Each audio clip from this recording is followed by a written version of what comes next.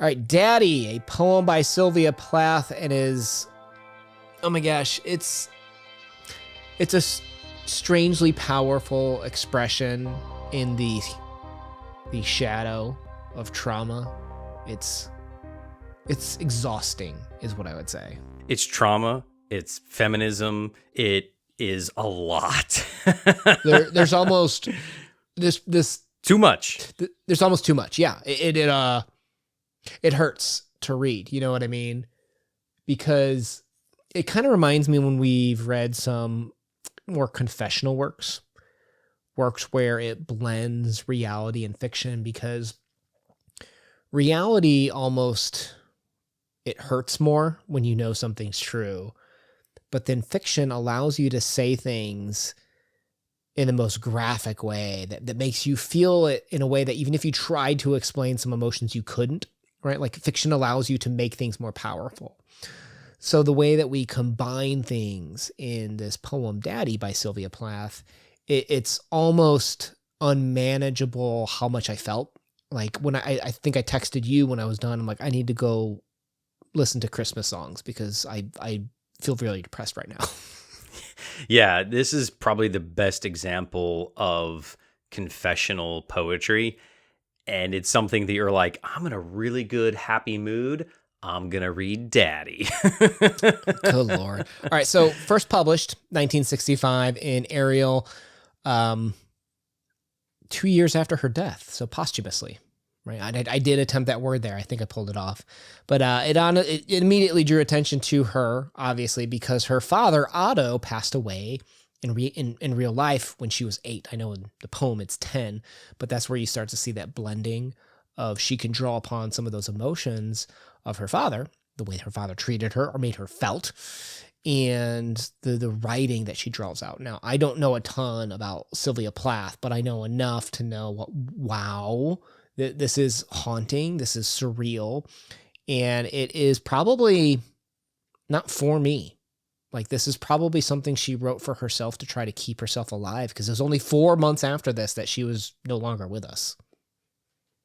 Yeah, so I feel like she definitely casts herself as the victim, and rightfully so, probably. Again, I don't know all the nuances. And I actually watched some documentaries about her. I listened to, after I read the poem, I listened to her read it, which is, always kind of a unique feature because you and I do a lot of stuff that is from hundreds of years ago, and we don't get that pleasure. So that was kind of cool. She's a very interesting lady. You could tell that she is classy. Like, she's the one that goes to balls and is all decked out and, is high society type lady, very well spoken, articulates perfectly. She's everything that you imagine. And this poem is just so gut-wrenching because it comes from a place of vulnerability. It comes from a place of, innocence, and you feel gutted afterwards, and it's that feeling that we can relate to. Yeah, because imagine you're trying to tell someone, like, my father put me in a box, like, not literally, but like, I couldn't be myself. I didn't feel comfortable around him. Like, you're like, okay, I get it. But it's those simple things of like, you do not do anymore, black shoe. Like, she's picturing herself as like the foot shoved in a black shoe, right? She's confined. Like, I can think of, well, I thought of a black shoe, I actually thought of like a woman's shoe, maybe because I knew it was Sylvia Plath writing it. But I think about, my wife always talks about how much her toes are killing her when she gets put in a shoe, right? And imagine being that person. The shoe's black, representing death or like a funeral almost. The repetition and simplicity of the you do not do, the foot black shoe. It's childlike, right? The way that she's pulling and harnessing this trauma from a young age forward, a trauma that, in the poem later we find out that he died when he was 10, she's never able to really face as an adult. Like, she's always going to remember it through the eyes as a child, if that makes sense. And that totally makes sense. And I think that the one thing about this poem that hits home is that as children, we interpret things differently. And it isn't until later in life we realize that those that often hurt us are the ones that love us the most. And that is eye-opening. I feel like that is something that we don't realize until we have done it to someone else and we try to fix that behavior, or we just finally recognize why we might have these issues in our personal lives with our mental health. Yeah. Yeah. I'm so terrified of being the dad in this, because I know, like, if you watch any dad, I think most dads, let me say this, can relate to this, where like the wife will be like, don't do that. Don't do that. And if you didn't know, I have a 9-year-old son. And from like a young age, like my wife was always like she was the main caregiver, the nurturer, the lover. She was everything. She was everything. She was everything to my son. Right. And she just knew what he needed. Like, I took him to a doctor once and he got stuck with a needle and he was crying, and I was like, I'll buy you ice cream. Like, do you want a stuffed animal? And my wife's like, why didn't you give him a hug? And I'm like, what? I don't know. Like, I didn't think about it. Like, it's those moments where you lack the necessary empathy, the necessary love. Like, I never want to be the black shoe around my child. And sometimes you have to play that role. Like, dads have to be, again, stereotypical statement, but I think some dads out there can relate to this. We're the ones that's like, you better cut that out. And that's when he listens, right? Like, that's the only thing. Like, he's crazy until dad does dad voice, right? And I'm so worried sometimes about being that haunting trauma to my son. Again, that's a hyperbole. I'm not hurting my son or doing anything like that, obviously. But it's like that fear that you bring into a child's life, because, they say it in this poem, Back of God, right? Like, when you're a kid, your parents are perfect, right? Your parents do no wrong. And we know how broken we are. There couldn't be something further from the truth. I think that's where a lot of like the views of the feminism comes in here, of setting those gender stereotypes of how she possibly could have viewed her father, that he was the authoritarian, he was this perfect being to her, and he failed her through death, but also many other things. I mean, in the poem, she basically refers to him as a vampire, a devil, and calling out like the worst of the worst of the worst. And that's got to be gut-wrenching, right? And I think that not only is this a gift to herself to help get through the trauma of losing a loved one, a parent, someone you idolize and worship, but also to us of, you can reflect upon of, what mistakes have I made, and I want to rectify those before it's too late. Yeah, and let's not shy away from the most haunting imagery, which I think is when we talk about World War II, the oppression that the German army came. Her father name's Otto. Is she German? Yeah, she's German, so this is very personal to her. And she's a historian. These are very important topics. These are very important times. It's just barely, post-World War II. So, yeah, this is something that's very relevant as well inside of the poem.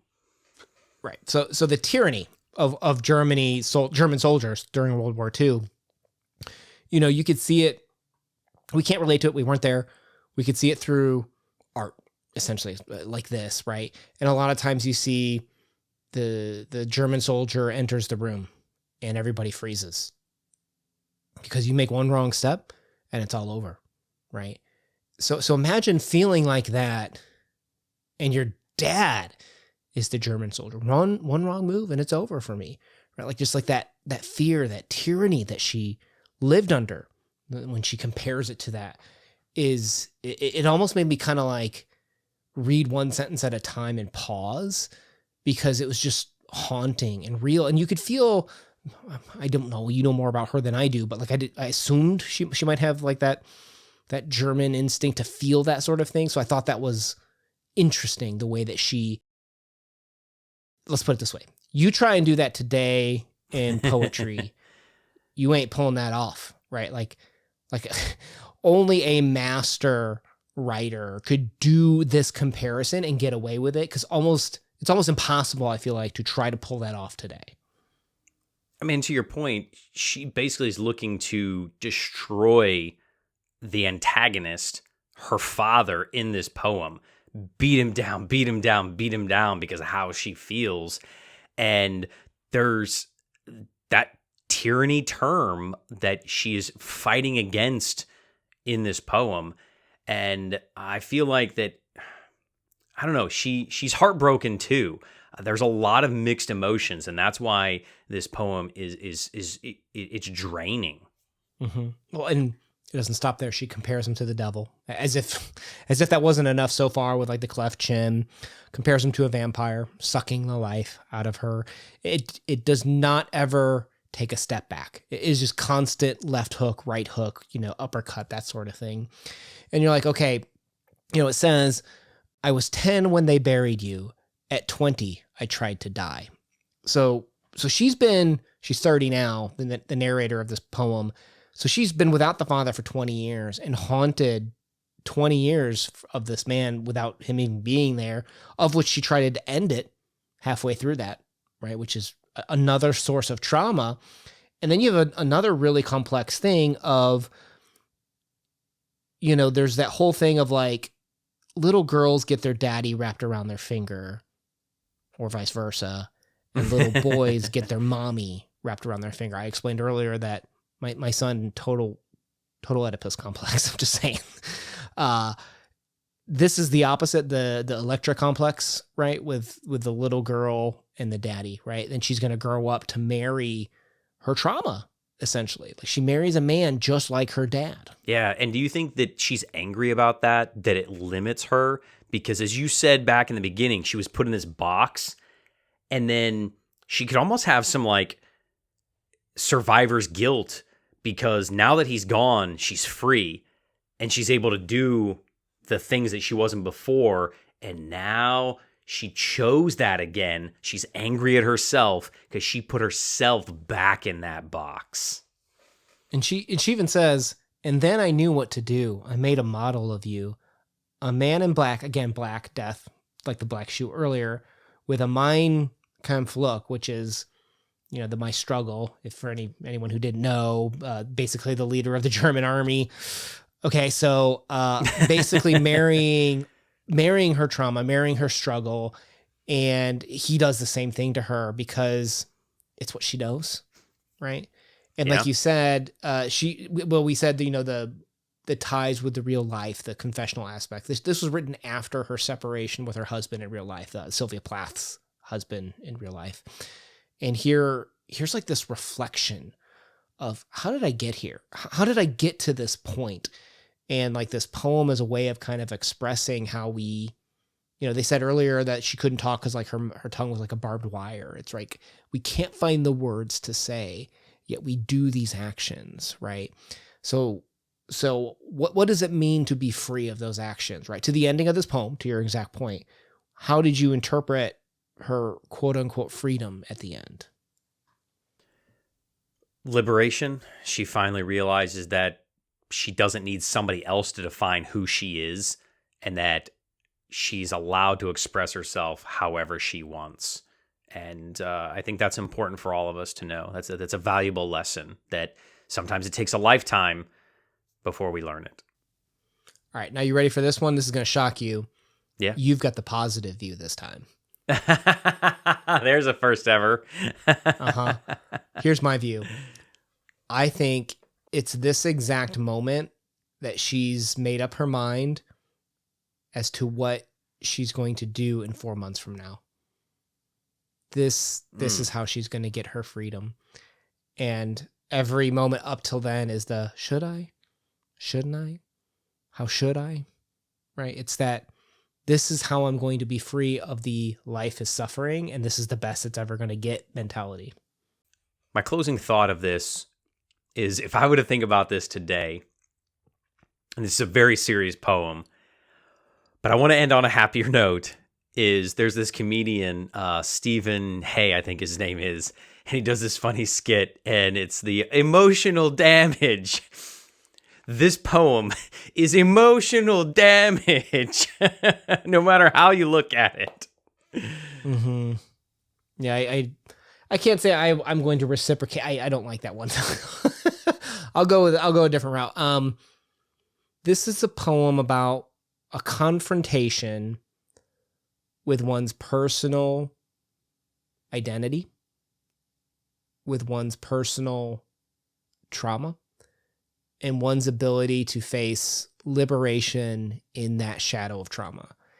And I don't think I can't name another author that could pull off what she did in this poem. It's actually quite impressive, to the point where let us know what other Sylvia Plath poems we should cover. Playlist down below. Really enjoying her work so far. Definitely kind of like one of those revelation authors for me. So thank you for spending time with us. Like, comment, subscribe, watch the playlist down below. My name is Manuna. Peace. Peace.